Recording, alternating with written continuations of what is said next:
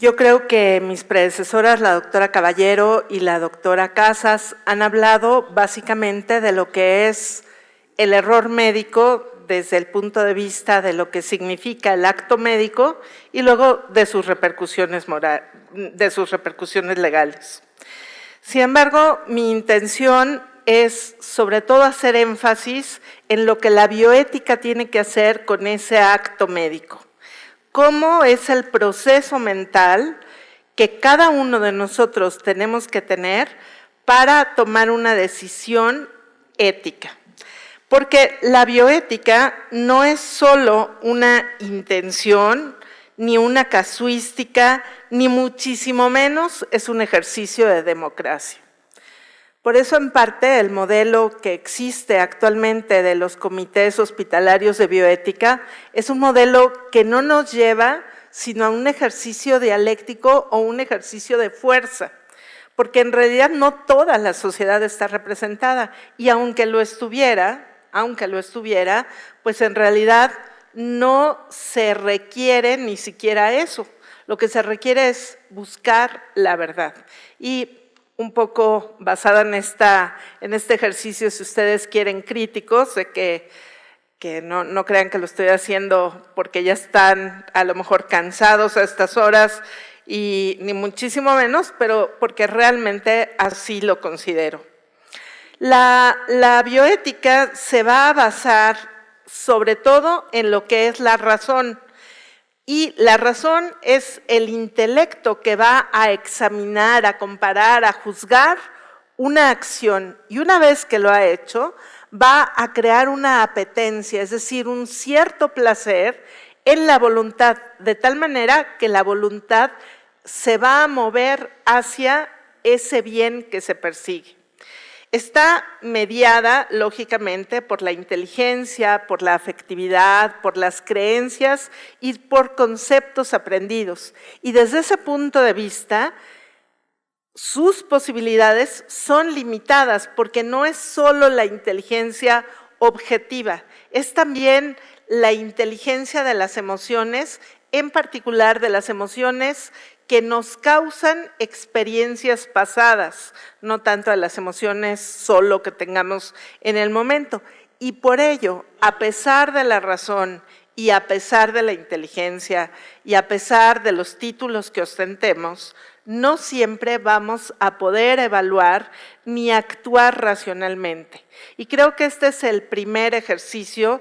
Mis compañeras no lo dijeron con estos términos. Yo soy menos prudente que ellas y diré que en realidad lo primero que tenemos que hacer como médicos en primer lugar y luego desde el punto de vista de la ética profesional, de la bioética de la medicina, es ser humildes y saber cuáles son nuestras limitaciones aún en nuestro juicio ético. Sin embargo, hay una buena noticia. La buena noticia es que podemos educar la racionalidad y esta forma de educar a la racionalidad es mejorarla. Por ello, cuando nosotros aplicamos adecuadamente la razón, es decir, sobre todo basados en lo que es el realismo, en los bienes que de verdad podemos alcanzar y no solo aquello que queremos, que es un poco lo que pasa en la adolescencia, ¿no? Cuando el joven pues quiere comerse al mundo y no mide un poco sus fuerzas. Claro, también por eso tienen todo el empuje los jóvenes que tienen.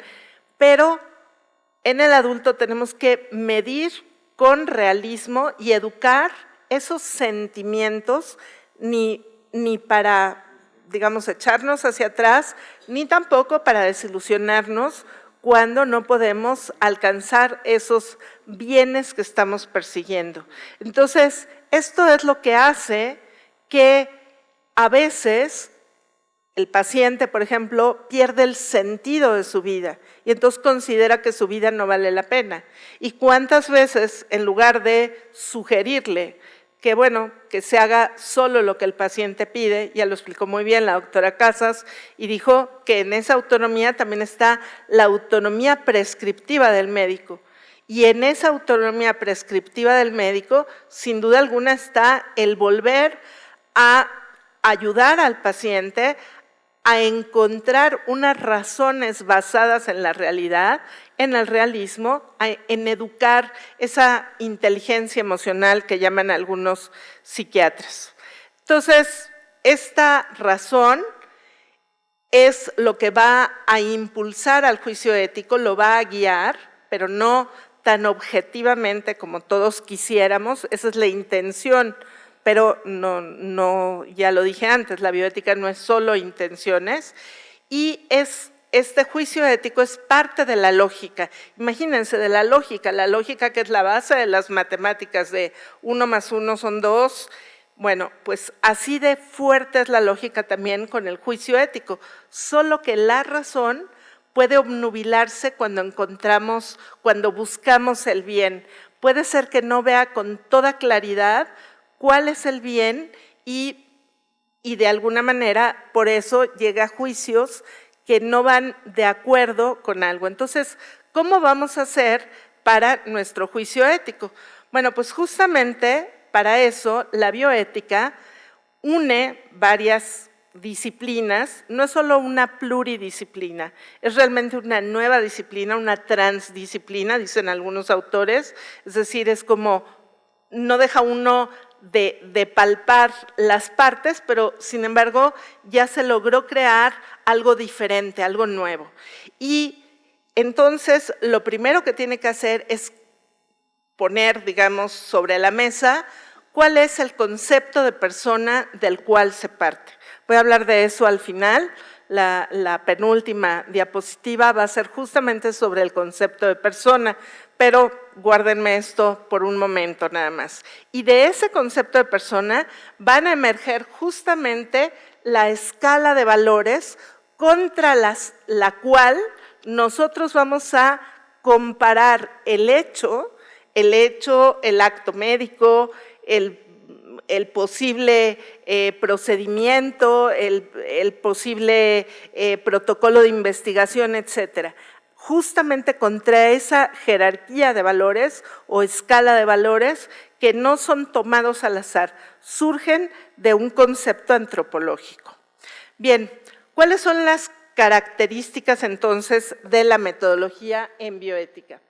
Es muy interesante la bioética porque si bien no deja de ser ética aplicada, la bioética es diferente. Sí es ética aplicada, pero tiene sus propias reglas del juego. La mayor dificultad de la bioética es que los contenidos son diferentes.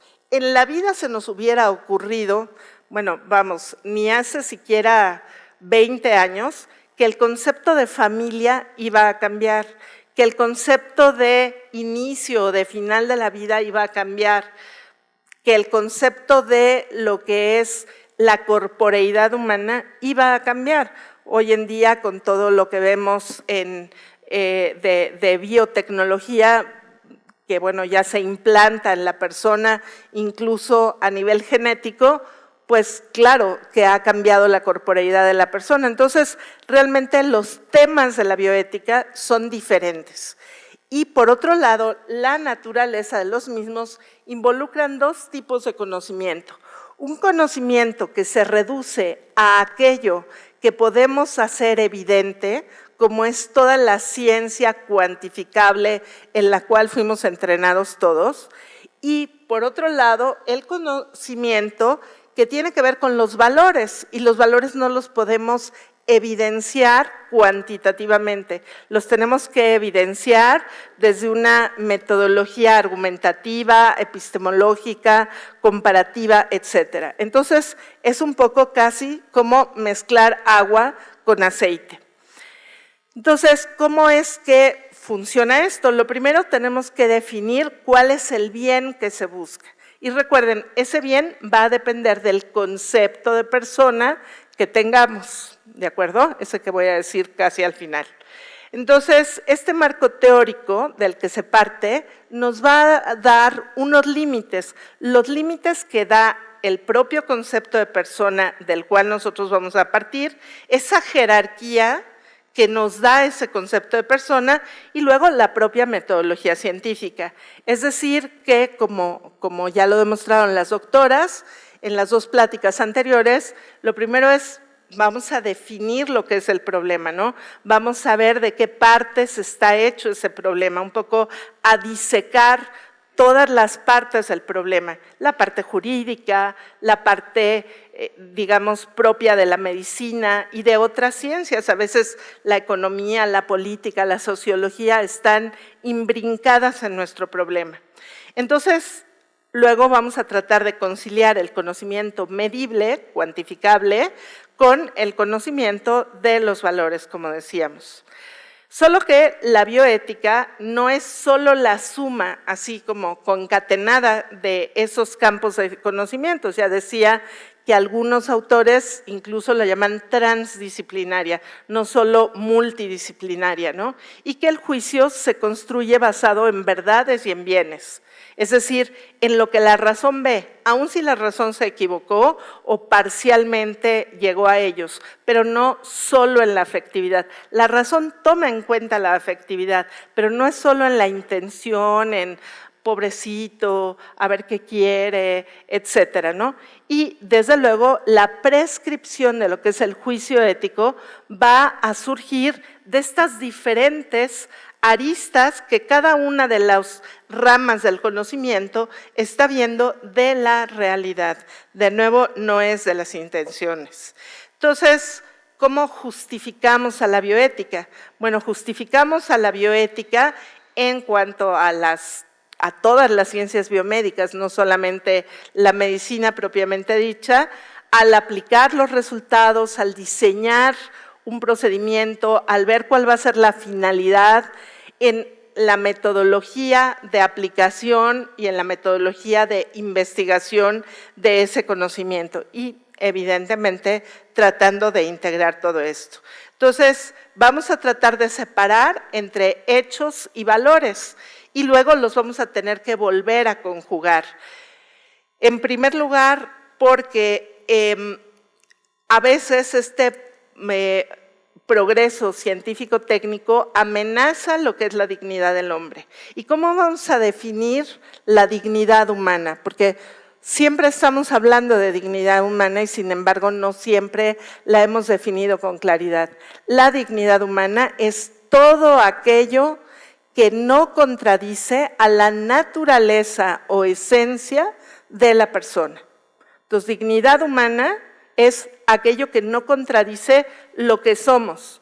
Por ejemplo, esencialmente las mujeres somos femeninas y los hombres son masculinos. Esa es la esencia de nuestra feminidad y no importa la edad de una persona, las condiciones de salud, de alguna manera siempre está ahí la esencia de su feminidad o su masculinidad y ni modo, no es cambiable, ¿no?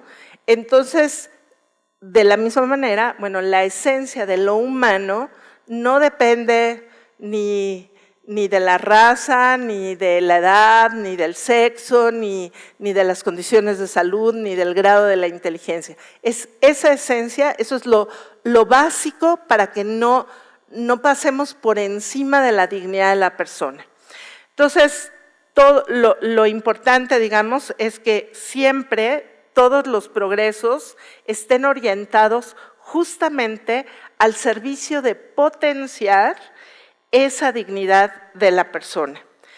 Husserl, el padre de la fenomenología, un gran filósofo muy reciente del siglo XIX, dice que el problema de las ciencias duras, digamos, de las ciencias que tienen que ver con lo cuantificable, como en parte es la medicina, es que en ellas la búsqueda de la verdad se ha reducido al positivismo, a aquello que es verificable, y se cree que eso es la verdad, y sí, sin duda alguna es la verdad, pero no es toda la verdad.